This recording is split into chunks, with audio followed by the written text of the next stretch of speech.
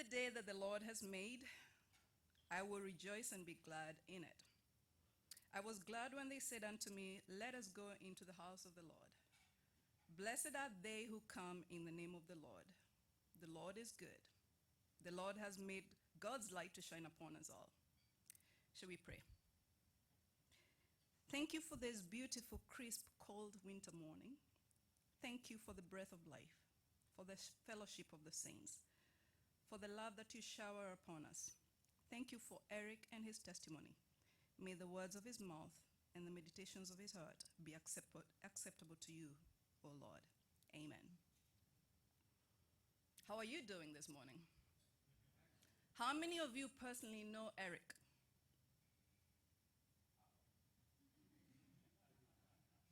How many of you have never met Eric? Good. That's a good balance. So I will introduce you to Eric. His story is much longer than what I have here, but we got to get him talking soon. He's an entrepreneur, public speaker, do-gooder, social media expert. Are you really? And leader extraordinaire. 18 companies? He owns 18 companies built for the empowerment of his team members. His largest ventures include Hatch Realty, Hatch Coaching, and above all, you're going to have to tell us what some of these do. The Eric Hatch team of Hatch Realty has gone on to rank at the number 49 real estate team in the United States. Hatch is said to have the Midas touch. Midas? Everything he touches turns to gold. Can you touch this? I'd love for it to. He has helped to build 2 different non-profit movements in the last decade and has helped raise more than $2.8 million. He's bad at golf, great at eating bacon. I'm sorry we didn't have any this morning. And wonderful at losing his hair. His purpose in life is to be a chapter in as many people's books as possible. Eric, come and talk with us. Right.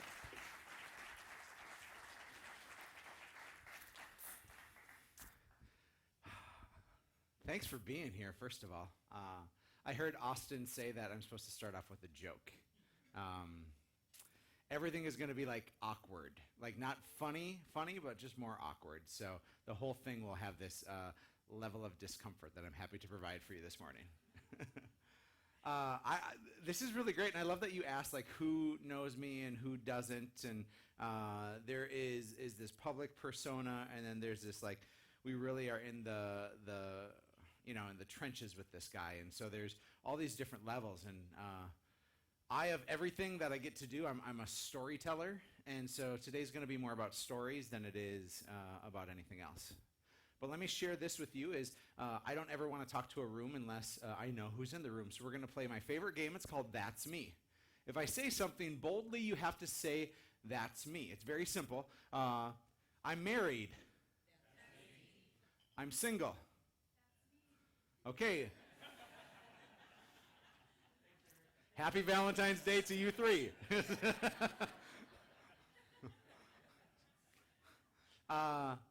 I work at Concordia College.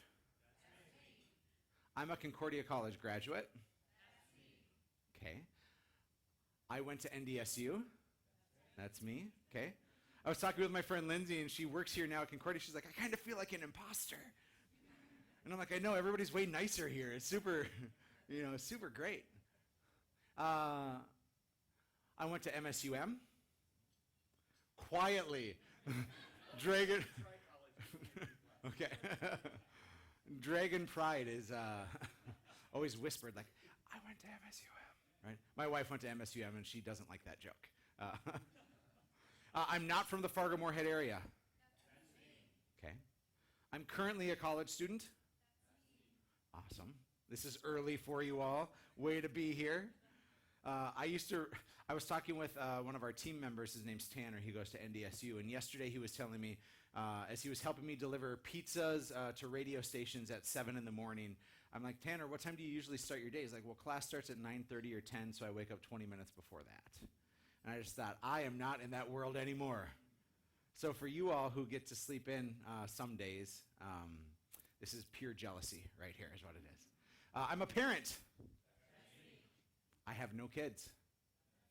Those are well-rested individuals right there. Did you hear that? That was great.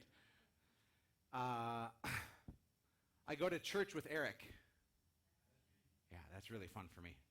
I'm a member of First Lutheran Church. I worked there, was baptized there, raised there, and man, it is such a wild ride.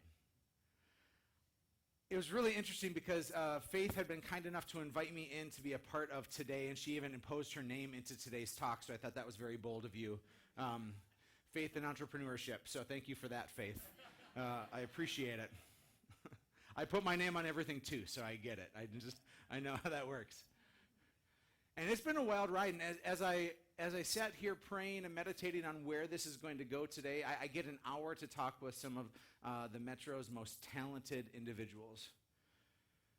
Where did I want to go with it? And I have to tell you, I'm not a person that prepares long in advance. I'm somebody that meditates and prays, and I let the Spirit lead me to where I want to go. And I had this revelation yesterday, which actually changed the things I was going to talk about. And I had this revelation yesterday, and so this is all not what I had prepared. And instead, this is where I think the Spirit is leading me. I knew that the word entrepreneur was in my title, and that's a weird title. In fact, when I was in college, Lindsay and I, by the way, went to college together. I didn't hear anybody say that they wanted to be an entrepreneur. Now there's this great school of business that has people build up their resumes and their momentum so they can figure out how to be an entrepreneur. And for me, that never even crossed my mind. See, I was born and raised, I was born in Fargo, lived in Argusville in a tiny little trailer until I was about 5 years old. That trailer was so run down that when we moved out, it was condemned and burned down. I lived there with my mom and my sister. My dad abandoned our family when I was 2 years old. Had countless affairs, was a drug abuser, a drug dealer, an alcoholic, a man that really, I think, had good intentions and bad actions. And so I grew up without a father, and I had a superstar of a mom, and we moved to Fargo right before I started elementary school. I went to McKinley Elementary in North Fargo. I didn't know I was poor. It was interesting. I just knew that Longfellow was the rich kid's school and that I wasn't at the rich kid's school, but I didn't ever think I was poor because I had love. I had a tremendous support group of my mom, of my aunt, of my sister, and my 4 cousins, 3 of whom were female. And so I grew up with a whole bunch of estrogen in my life, right? Like if it was masculine, I knew nothing about it, right? And I know that can be all of a blurry area now, but I'll tell you this, is I remember I was about 8 years old and we went to the Speakeasy for a Sunday lunch after church. And my sister got gifted a purse on this like random Sunday. I'm like, why in the world is Tanya getting gifted a purse? And inside that purse were a bunch of tampons because we were celebrating her first period, okay? You probably didn't expect me to talk about that here, but I want to tell you, I grew up in a sea of estrogen. This was just not a typical upbringing, but it was the only upbringing I knew, and it was perfect.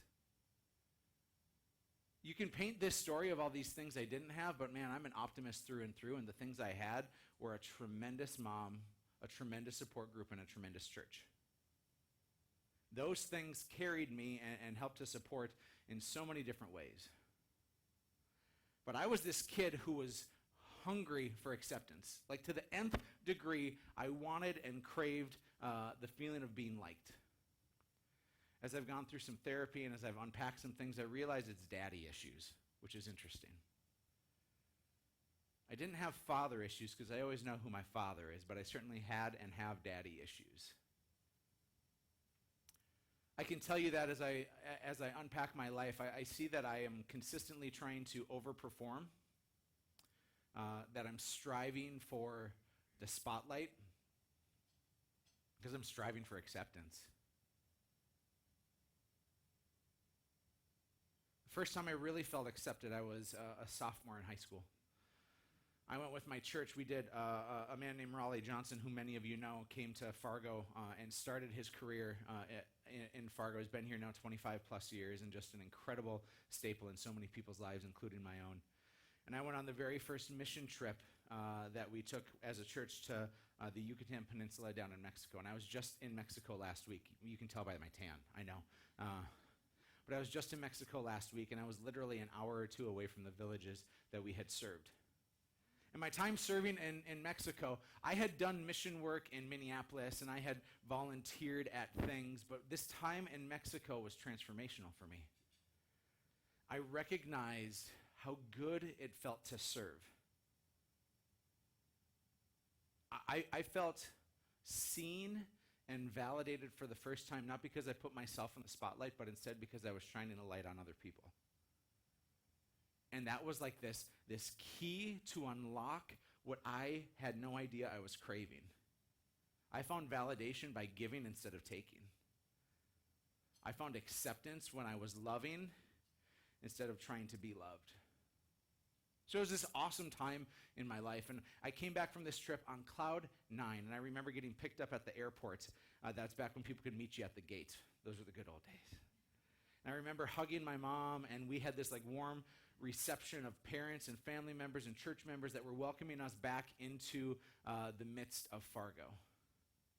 And on the drive from the airport back to our house, in chatting with my mom, I said, "Mom, how was your doctor's appointment? I know you had a doctor appointment when I was gone." And Betty Hatch was that lady who never went to the doctor like a lot of people. And she said, "Well, it didn't go so well. I have cancer, but we're going to get through it."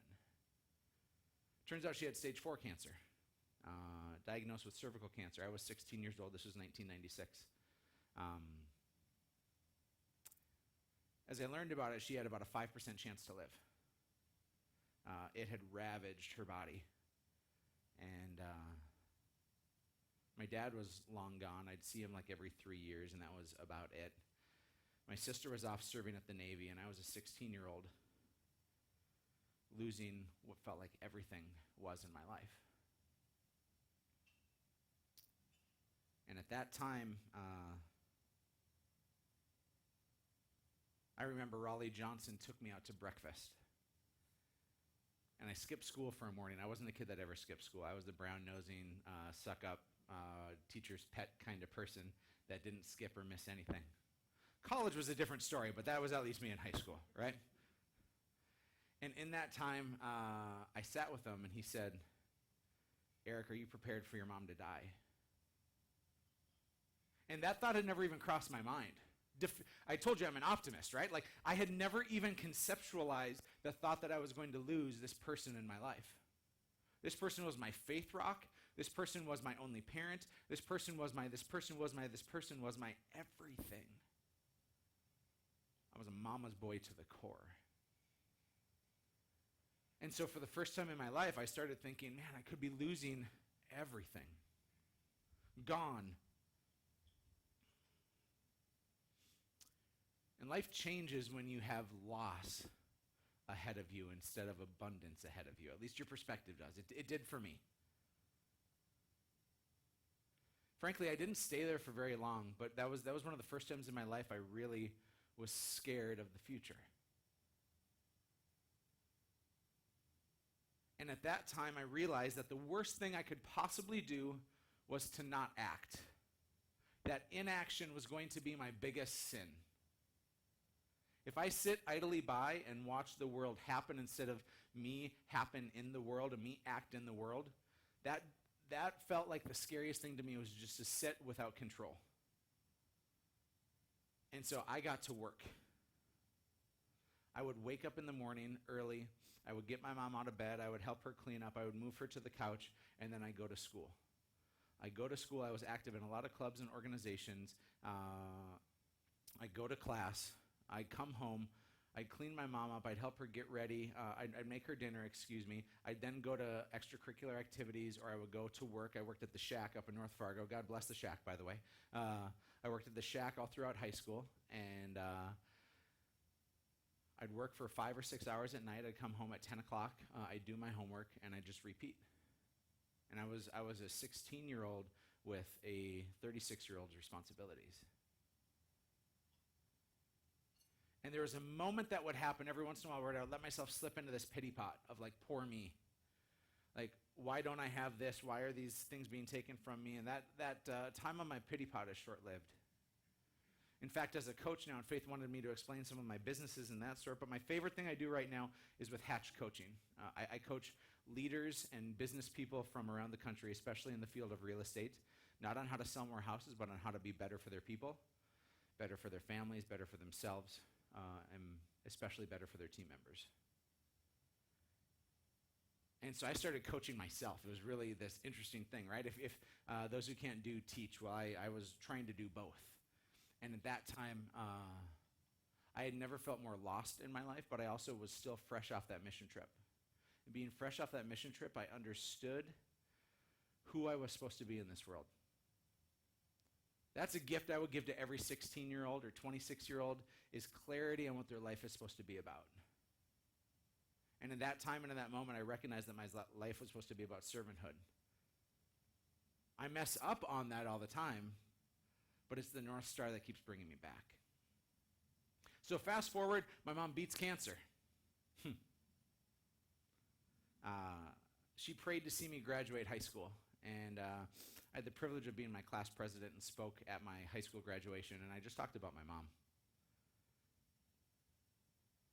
Fast forward to my college career. Almost went to Concordia. Just want you to know I almost went to Concordia. Ended up choosing NDSU because what happened was my mom was still fighting cancer and finances were really tight. And so I made the choice, and I wasn't even proud of it at the time. I'm so thankful for it now, but I wasn't proud to go to NDSU 20 years ago. Because it was the school in my backyard, and it was my settling school, and it's anything but that now, and it was anything but that when I got there, but my perception of it wasn't where it was today, or where it is today. And so I went to NDSU, I got hyper involved, really active, was working, my mom was healthy, everything was great, and I got a call. The day I got elected as student body vice president of NDSU, the day I got elected, I got a call from my mom saying to me, Eric, the cancer's back. She lived about 2 more months and died in June of 2001. I was wrecked, y'all.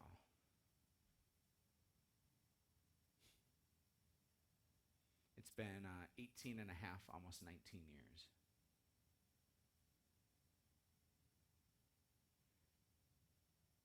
And I was wrecked, and I still am. It was one of the hardest things I've ever gone through in my life. And yet, inaction wasn't going to get me anywhere. I sat in inaction for a while, and I threw myself a pity party, and I rightfully was miserable. To tell you the full story is this, is my mom died of cervical cancer, right? And complications from it. And if you know anything of cervical cancer, you know that it comes from HPV, or genital warts. Again, probably something you didn't think we'd talk about here today, but my faith is honest and raw. And she contracted it either from one of my dad's countless affairs, or from the time in which she was at our trailer. My sister was born, I was not, and my dad got a phone call to come into town. He was a roofer, and so he went into town, but it was a fake phone call. And people went in, stole my dad's drugs and money, and raped my mom. And so my father was the murderer of my mom.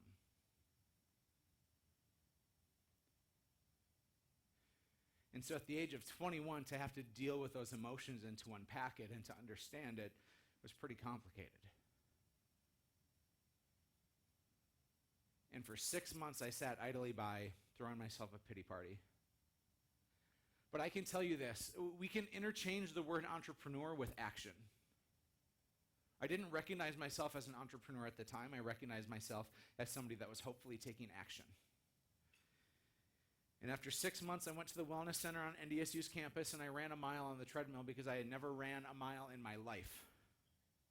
This was the day before Thanksgiving 2001, and everything jiggled. I was sweating au jus and gravy. It was just really nasty. Austin, that one's for you. And I did it. And it didn't look good. It didn't sound good. If people were in the splash zone like in SeaWorld, I was sweating on them all around me. Like, it was just not a pretty sight. But I recognized that big, audacious action was the only way I was going to start getting out of where I was at. And so I got to work. I got to the work so much that 9 months later, I ran a marathon. My first race in my life that I had ever ran was the Twin Cities Marathon. That was a really dumb idea, and I don't endorse it. I'll tell you this, is the night before my marathon, we drove down to Minneapolis. The race starts at 8 a.m., just like it does in Fargo. And the night before, I decided, man, I hear you're supposed to carbo load, so I ate Chinese food.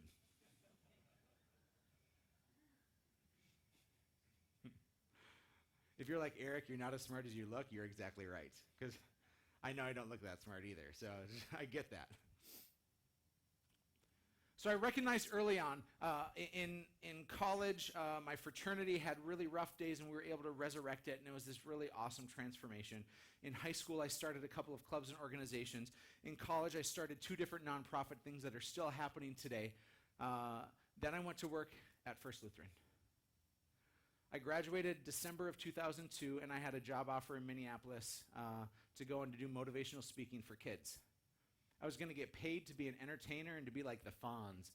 The Fonz is somebody who used to be on a TV show that was really like loved and appreciated by people, and he would like elbow a paper towel machine. It was really awesome. What a weird character the Fonz was, by the way. I digress. And I had this job opportunity, and Raleigh Johnson got a hold of me as First Lutheran was looking to grow what they were doing. And he had said to me, you know what, I fear that the hit-and-run ministry of going to a school every day is not going to fulfill your heart. The idea of going in and being a celebrity or being somebody who is telling jokes and making kids laugh and feel good and playing songs and all those things are great in theory, but that's probably not going to fill your heart. And he was 100% right. And so I was given this opportunity to go to work at the church that I was baptized and raised in. It's the place that I buried my mom at. This is the place that everything had been family for me. Church has nothing to do with the building, but it is certainly the people who make up the dichotomy of it. So I went to work for the church, and I did 5th through 9th grade youth ministry, which is another way to say capital punishment. Working with 5th through 9th graders was actually a really great joy. I had so much fun because I got paid to be silly and goofy and to tell inappropriate jokes sometimes and to just like, I didn't want to do it from up here. And there's a reason why I'm not up here, and it's because I don't feel good when I'm far away from people. It feels inauthentic. The way in which ministry worked in my profession and my success, I believe, was because it was about getting face to face and seeing the whites of people's eyes, and that there's power in proximity. And those that do ministry exceptionally well understand that proximity matters a lot. The closer you can get, the more you feel and the more you move into empathy, away from sympathy, away from apathy, and really close to people. And so I worked at the church for 8 years. Hardest job I've ever had. You have 4,000 or 5,000 bosses who all have a belief that is deeply rooted in their family heritage, in their interpretation of Scripture and church and everything else. The hardest place I've ever had to do ministry is at the church. It's just the truth. It is easier for me to do ministry as a businessman today than it was for me at the church. I'm not saying the church is wrong. I'm saying that when you have that many passionate, caring people, it becomes messy, and sometimes inaction is the action. So I crave energy, I crave movement, I crave chaos. It's just embedded in me, and I messed a whole lot of things up at church. We did something called Jolt. It was called Joining Our Lives Together. After confirmation, what we would do is we would throw these parties down in the gym at church. We wanted kids to stick around, to grow in relationship, and to laugh and to have fun. By the way, God bless the sunshine. I know some of you are in this place, but like the sunshine, what a great thing. So at Jolt, we had about 150 kids in our confirmation program. We'd have 100 to 120 stick around. We would have shaving cream fights in the gym. We would have water balloon fights. We'd play dodgeball until kids bled, right? One of my dearest friends today, his name's Eric Dietrich. He was a Concordia alum and then went to NDSU as well. I played dodgeball against him, and I threw a ball so hard that it stuck his lips into his braces when I hit him in the face with a dodgeball. That was a fun job, you know? Some of you are looking at me like, dude, you're nasty. Like, how dare you do that to a kid? And I'm like, I won. What's the big deal? My favorite thing that we did is it was called Messy Day. Almost all our days were messy. And I want you to imagine you are one of the senior citizen choir members literally in the next room while we have chaos going on at the church. One of my favorite days is we had this giant relay race. So we broke up people into teams, and you'd have this gummy worm wheelbarrow race where in chocolate pudding we would bury gummy worms. And so kids would have to bury their face in it and get these worms and then crawl across the gym. And then the next is you'd have this shaving cream hairdo. And then after that, my favorite thing is the stinky fish pass-through challenge. I would go to the grocery store and I'd buy a 4-pound bass. And they would have to put the bass through their shirt or through their pants 10 ways down just to get down to the next piece of the challenge. Like, we did weird stuff, y'all. Because I wasn't satisfied with doing the status quo, and I wasn't satisfied with just thinking that the same old way to do church is the same old way that we do church. And so I took action, and I upset a lot of people. Some of you are probably in the room here today. And yet we also captivated some hearts and built some really great relationships. In 2005, some of you might be too young to remember this, Samantha. You're just right here, so you're going to be the butt of all my young jokes, okay? I want you to know. In 2005, in March of 2005, many of you remember seeing across the news the shooting that happened in Red Lake, Minnesota. This was a school shooting. At that time, it was the second deadliest school shooting in the history of the world. Columbine being number 1 and this being number 2. It literally happened in our backyard because Red Lake is like 2 hours from here, if that. And I'm working at First Lutheran Church downtown, and at Sanford, I think previously that was Merrick here. I don't remember the timeline on that, but the victims that were still fighting for their life got transported to right next door to church. And you know that feeling in your gut like, I got to do something? We can call it entrepreneurship all we want. But I had that feeling like I had to do something. And for me, I was just the youth director. That's what my mirror told me. That's what I thought. So I'm just the youth director. But I had this feeling like I had to do something. And so they were there, and I thought there would be like police tape and I wouldn't be able to get in. And instead, I just went over to the Scandia Hotel. And I'm like, can I see the May family? They're like, yeah, room 203. Like, walk right up. And I knocked on the door, and there were about 10 people. And I introduced myself, and I said, my name's Eric. I work at First Lutheran Church across the street. Obviously, I saw the news of what happened. I know your son, Jeff, went by Rudy as a nickname, but I saw your son, Jeff, was the one that took down the shooter. And I know that he's fighting for his life right now. Like, how can I help? I think that we as Christians offer our thoughts and prayers quite a bit. And I am a believer in prayer, and I am a believer in thoughts, but I am also a very big believer in action. And so I challenged myself to actually take action and not just sit idly by. And they said, we're okay. I said, how are you eating? And they said, well, we don't know yet. They'd only been there but a day and eaten at the cafeteria. I don't know if you've eaten at the cafeteria at Sanford, but there are better ways to live. And so I started messaging some people around church. And I said, there's about 20 people from the Red Lake Indian Reservation that are literally next door. Can we get them lunch and dinner? And wouldn't you know it, with a few emails and an announcement at church, we had a food train of all food trains. We fed 20 people lunch and dinner for about 2.5 months. It's a lot of casserole. It came to a point where they're like, yeah, we're good. We know how Norwegians and Scandinavians feed people and stuff. Like, we just don't need that anymore. Like, we're okay. And it was a really fun place to be, right? I got so close with the family. I would sit in the hospital room with Jeff and his family. We would go and play basketball with his brothers at the church. We did church together. And I didn't recognize it at the time, but I guess I was an entrepreneur. I had no idea. I was just following what felt like the right thing to do, and that was to take action and to serve.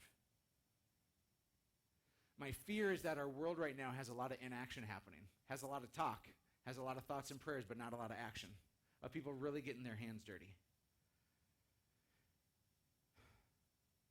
So fast forward, now I find myself, it's 2011. My wife and I have been trying to have kids for quite some time. We battled infertility for about 5 years. And if you've ever gone through anything like that, or anybody close to you has, it is a quiet pain that wrecks you from the inside out. It is a cancer that erodes at you and destroys you. And my wife wasn't able to get pregnant, so we went the old-fashioned way, prescribed by doctors, and you think that'd be awesome, and it just wasn't that awesome, right? And then we tried this thing called IUI, and emotionally just wrecked my wife. I was struggling, but she was just crushed. And then we ran out of insurance money, and I was a full-time youth pastor. My wife's a full-time teacher. We had no way to get ourselves out of this problem. And I had started selling real estate a few years before to earn some extra cash. And I made the decision in 2011 that I needed to take care of my family. It wasn't a pursuit of money, it was a pursuit of family. But I had massive guilt leaving the church. In fact, I think I still do. I had massive guilt because I was working for a nonprofit and I went to a for-profit. I went into this entrepreneurial jump and leap, and I thought that was going to fulfill my heart. And it didn't. It didn't, because when I did it the first time, it was very self-serving. Transform it to today, and now I've never been more fulfilled in my life than what I get to do. So my wife and I then are now onto IVF, in vitro fertilization, and round one, my wife gets pregnant, and we think that the world has changed for forever. And then she miscarries. It took almost a full year to recover from that one. Round two, pregnant again. Ectopic pregnancy, miscarriage. Surgery, and the loss of our child. Completely wrecked. Round three, I'm in Dallas, Texas at a convention.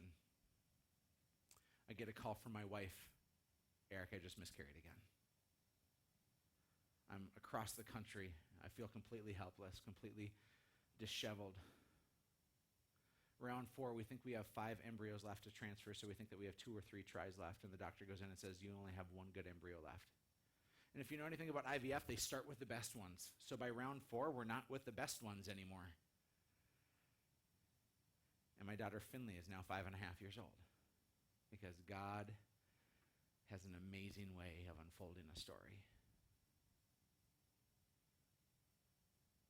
2 years later, I snuck one past the goalie, and wouldn't you know, we have our son Simon too. And it's just this unbelievable life that I get to live. Was that one good, Austin?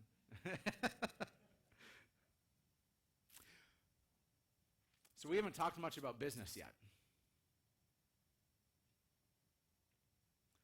Frankly, I don't care that much about business. But I care about God showing up in my life and trying to be able to share that story, because that has forever fueled me to live audaciously. And I am not content sitting idly by anymore, and I'm not content watching the world pass me by, and I'm not content with inaction, because my faith is alive in action, just as it was when I was 16 years old down in Mexico, just as it was when I was taking care of my mom, just as I was when I was in college, just as I was when I was working at the church, and now especially with me as a businessman. Being an entrepreneur means being an action taker and following that instinct that's in your gut. And sometimes you will fail and get smacked in the face, and I have done so more times than I can count. But this world is desperate right now for those that take action instead of inaction.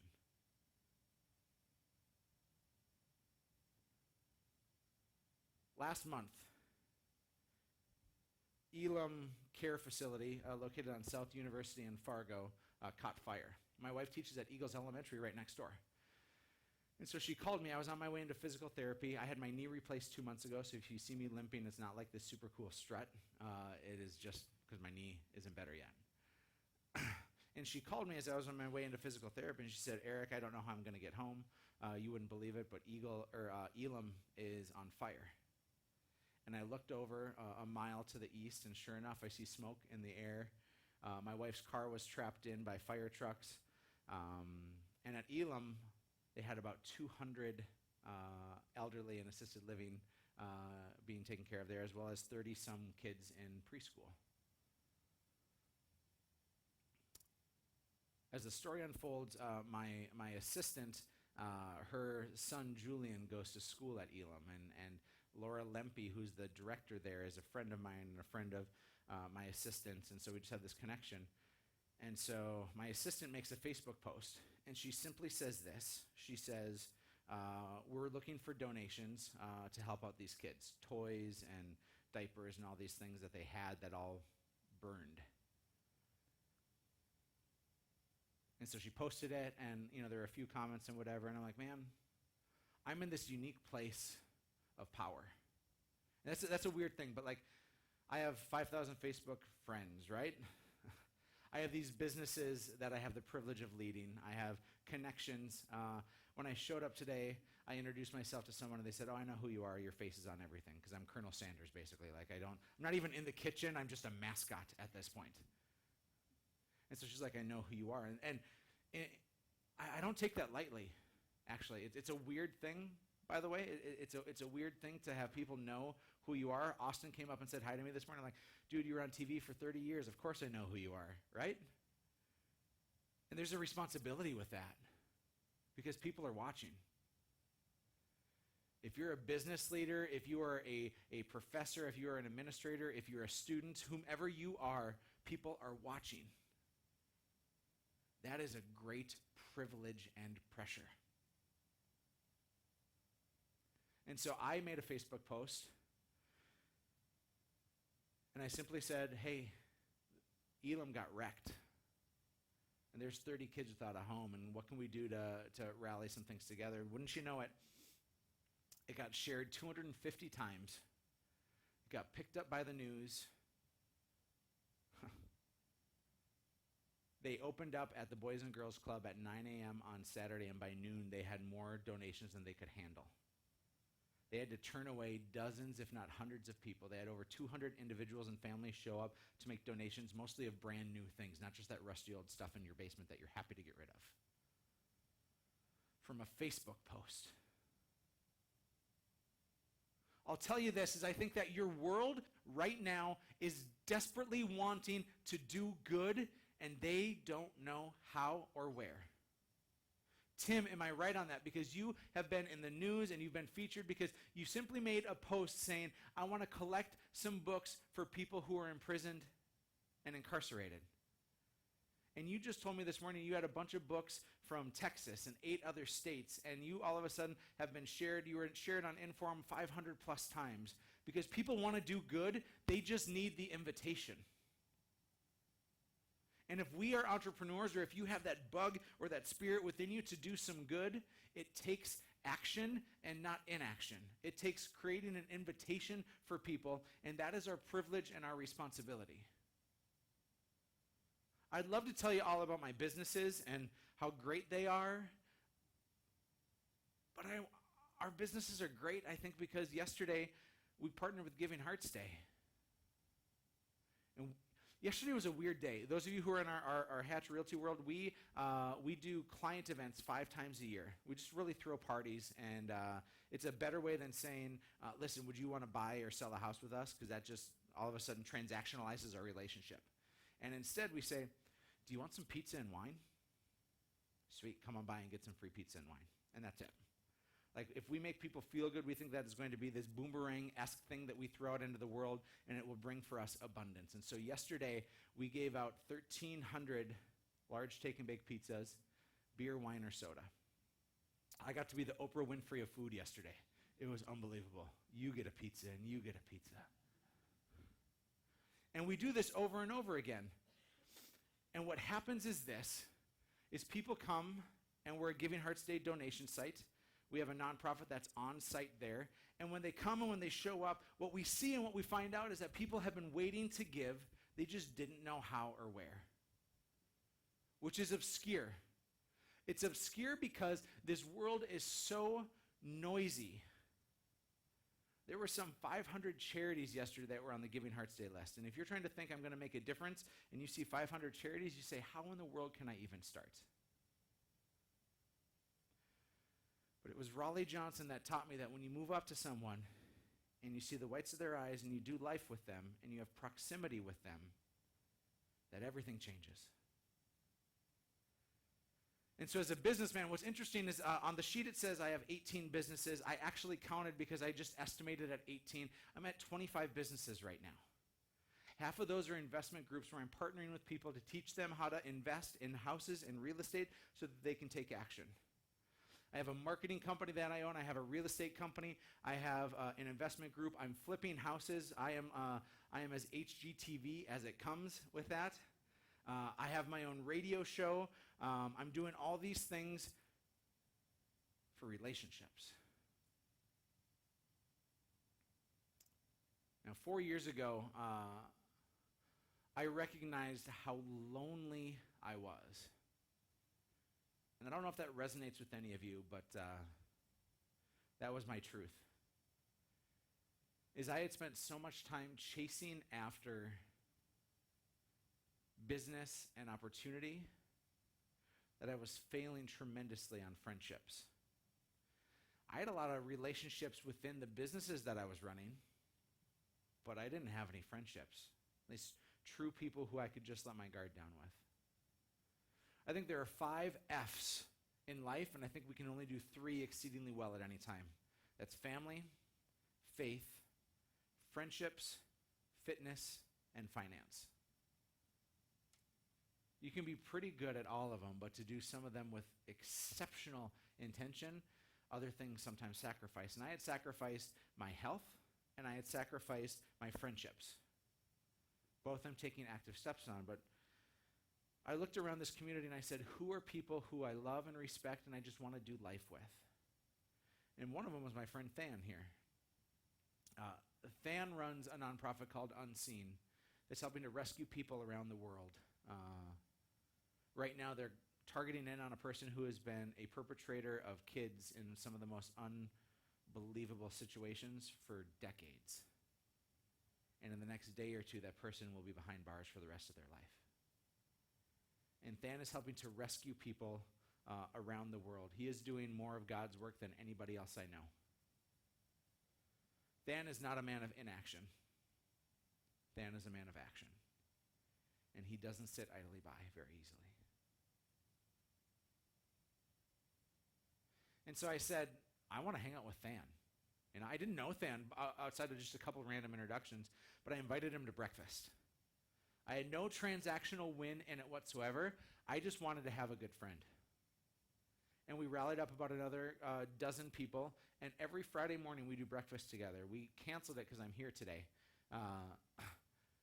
But Than's here, you know? The rest of them, screw those guys. They didn't show up, right? But some friends there. I got one friend out of the deal. I have to tell you that group has become my tribe. The people that I want to hang out with, the people that make me laugh harder than anybody else. And we don't talk about business outside of maybe a couple of things. It's just friendships. Because when people said it's lonely at the top, I thought, no way. You have all this abundance in your life. Like, how could that be lonely? And it was so lonely at the top.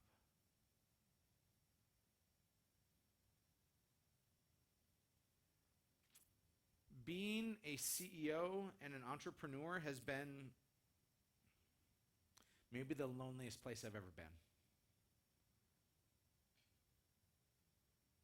And I hesitate to bring this up because if I put myself in a negative mindset, if I'm out there as a random person here, and thank you for being here, but if I'm out here as a random person, if I'm Terry and you maybe have a scathing thought, you're like, oh, poor Eric, he's running all these businesses, and that poor guy, what a schmuck, right? Like, so I let myself go there sometimes, and I don't open up. But I think that there's power in vulnerability, and there's courage in it. And I have to tell you that being a CEO and an entrepreneur is the loneliest place I've ever been. It is a thankless job sometimes. People criticize up and they praise down. I was talking with my pastor yesterday, and I was sharing with him that I was going to be bringing this up today. And Corey Bjertness is a military guy and a pastor, and he said, he's like, you're talking about the monkey tree. I'm like, what do you mean the monkey tree? I've never heard of the monkey tree. Maybe you've heard of the monkey tree, but I haven't heard of the monkey tree. And he says, well, a monkey tree is if you're a monkey climbing up, you look up and all you see are a-holes, and you look down and all you see are buffoons, right? It's my pastor, yeah.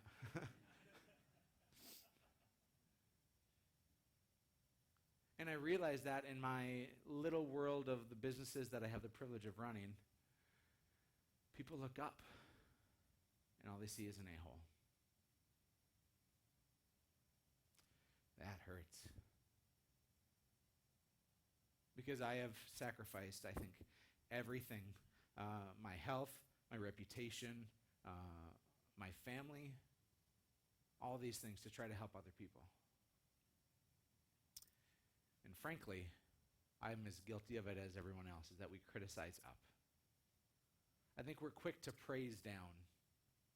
I think that we're quick to find those people who are doing those things that we really don't want to do, or they're just grinding away, and you give them encouragement and love and support. And our world desperately needs love and encouragement and support for those people that are taking the biggest risks too.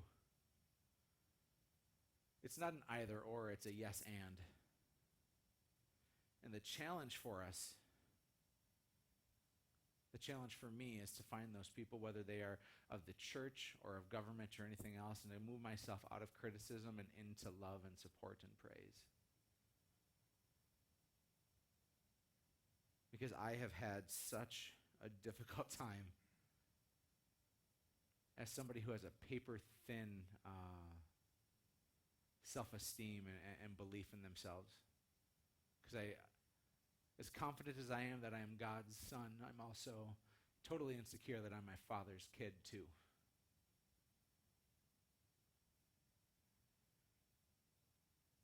And so I wonder in your world who maybe is needing some action taken of you to praise up and to tell them thank you and to be sincere with it. I was with a group, in our coaching group, we have a mastermind that meets 3 times a year all around the country, and I was in Miami a few weeks ago. By the way, it was 30 degrees in Miami, and iguanas were falling out of the trees, frozen. No joke. There's a winter weather advisory for falling iguanas. We were down in Miami, and I said to our group, which are all entrepreneurs and CEOs of their real estate companies, I said to them, my favorite thing about being an entrepreneur is when all my team members come up to me, they're like, Eric, man, you've sacrificed everything for us, and my life is forever changed because of you, and I'm just so grateful for it. You make a huge, profound difference. And I said, it hasn't happened yet, but I can't wait until it does. And that's actually not true, because I am so fortunate. I have a lot of wonderful affirmations that come from my team members. But I can be affirmed 9 times, and the 10th that isn't so happy is the one that I remember. And so I want to challenge you to understand that if you are here, you are a person of power, and you are a person of authority. You are a person that people believe in, and you are a person that has influence. And our inaction in this world for the people that we are closest to is the most important thing that we do. Talking about Hatch Realty or coaching or Abovo or investment groups or mortgage companies or anything else, those are just businesses. The church isn't bricks and mortar, it's the people. And a business is not the title or the money, it's the people. And my ministry is alive and well because of the people that I have the privilege of leading. And the action that I choose to take every day is to be an action person of love. Love is Valentine's Day. Love is foolish if it's only on Valentine's Day. Just like in an annual review, if you tell somebody great job and that's the only time you tell them, that is as irresponsible as giving your wife flowers only on Valentine's Day. And so we're at this unique place in our world. And what I pay very close attention to is to try to understand someone's love language. Have you read The 5 Love Languages before? Awesome book. It got handed to me when I got married. I didn't read it for years because I didn't think I needed it. Turns out I needed it. There's also a book called The 5 Love Languages of the Workplace. It's the same book. It says just don't do physical touch. So like, I just saved you $15. You don't have to buy that book.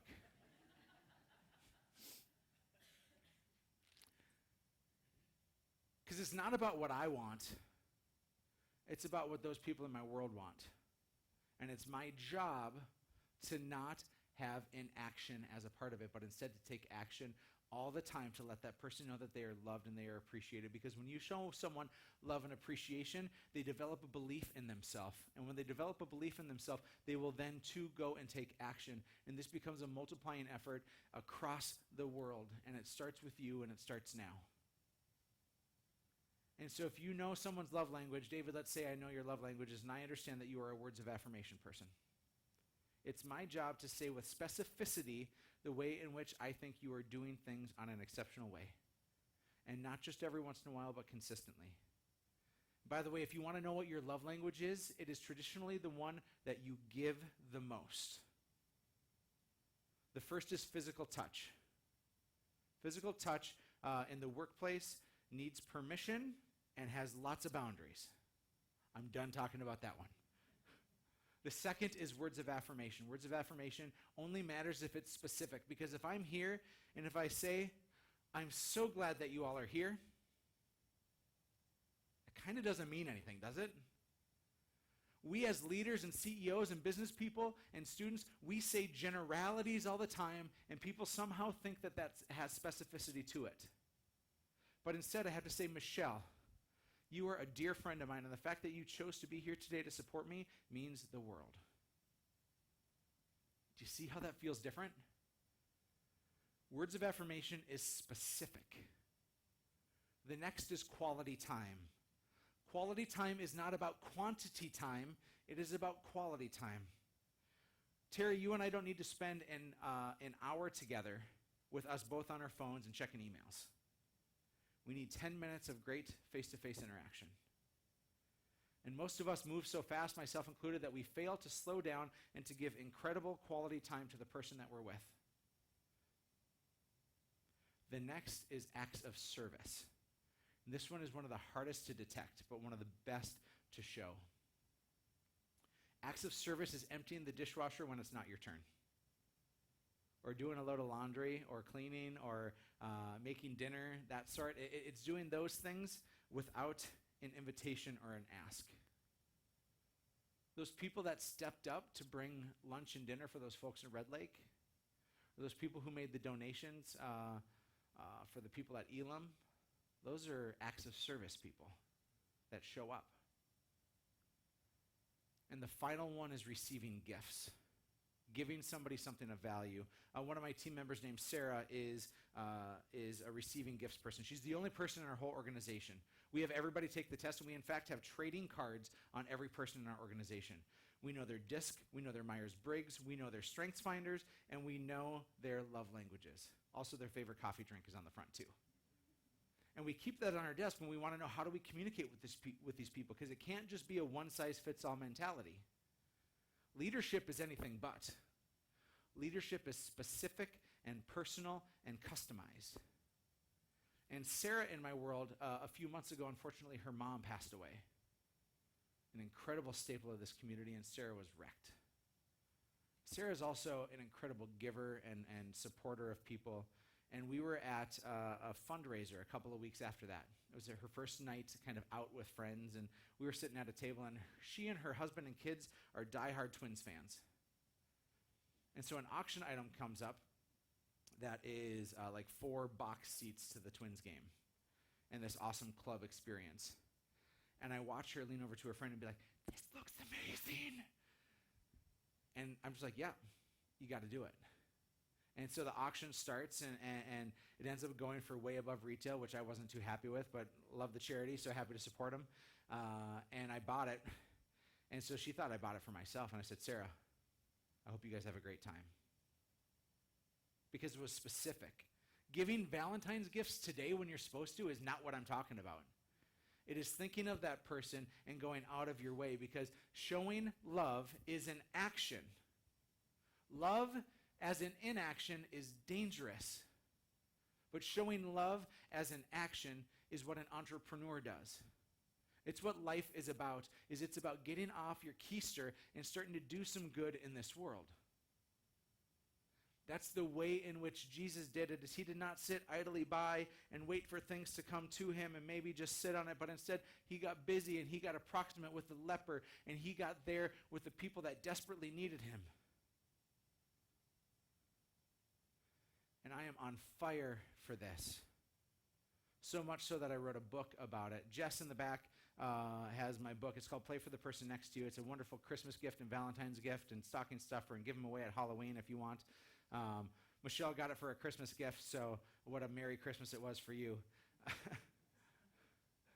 Because I'm convinced that the world is going to change, not by CEOs like me, but it's going to change because people take action, that they don't sit idly by, that they know that love is a verb and not a noun, that it is something that we do. And the way in which this world will know that Christ is alive is when we play for the person next to us, and we get approximate to them, and we get close to them, and we pray with them, and then we bring them casserole. If you're interested in one of my books on your way out, you can pick up all of them. But I'm not here to sell books. I'm just here to talk about Jesus, the man that has forever changed and wrecked my life in the best of ways. As I keep growing businesses, it's hopefully not so that I'm in the spotlight, but that Christ is in the spotlight. And that we lift up other people so that they can have the life that they were designed to have. And I just simply get to be an extension cord in that.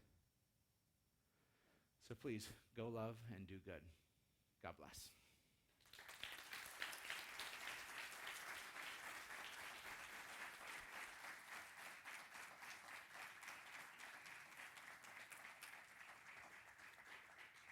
Thank you so much, Eric, for sharing so openly with us. We have a few minutes left. Do you have a question for Eric? Hopefully not about IVF.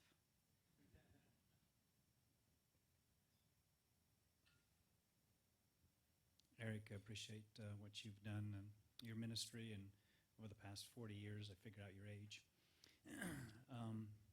People of passion also have difficulties letting go.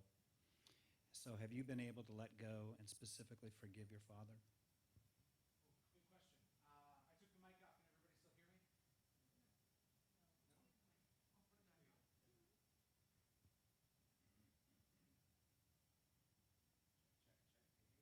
No? Hey, there it is. Okay. I was 32 years old, and one of my old youth group kids named Graham had a father who was close to his deathbed, and he had a really bad relationship with his dad.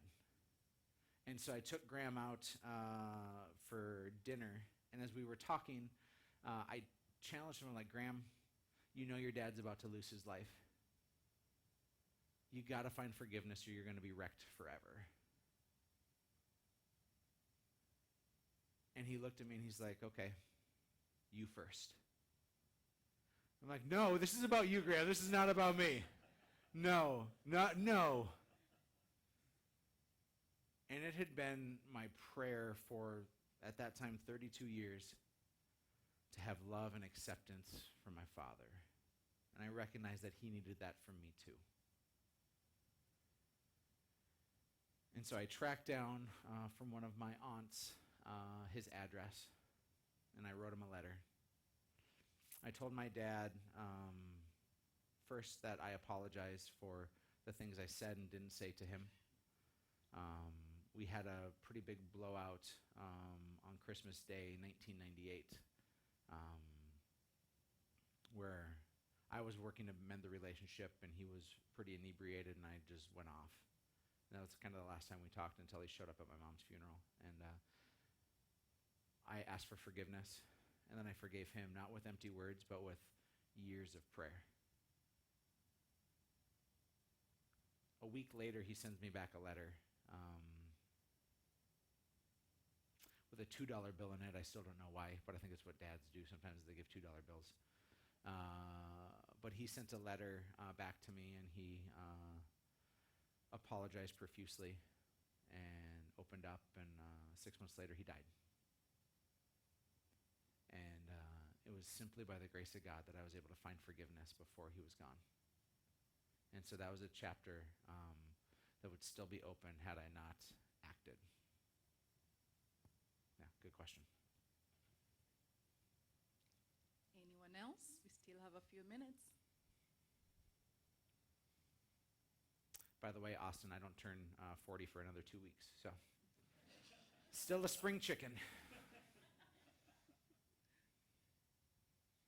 Of course. Alex has to have a question. Alex is jet lagged, so hopefully his question will be clear. So hi, Eric. I was bummed that you didn't mention Blue Key, but that's okay. So I had a question. As, like you said, I'm one of the people that just know your face and you in a.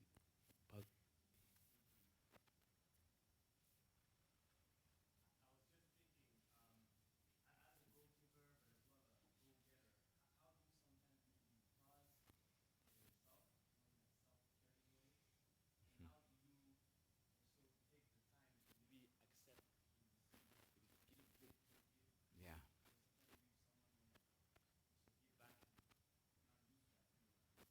Mm-hmm.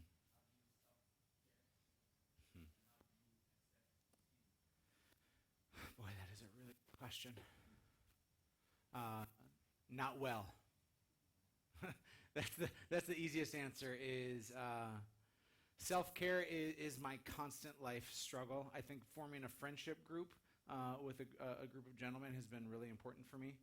I was in Mexico last week, as I mentioned, and I was down there with a group of believers who are real estate professionals as well. And I found a tribe to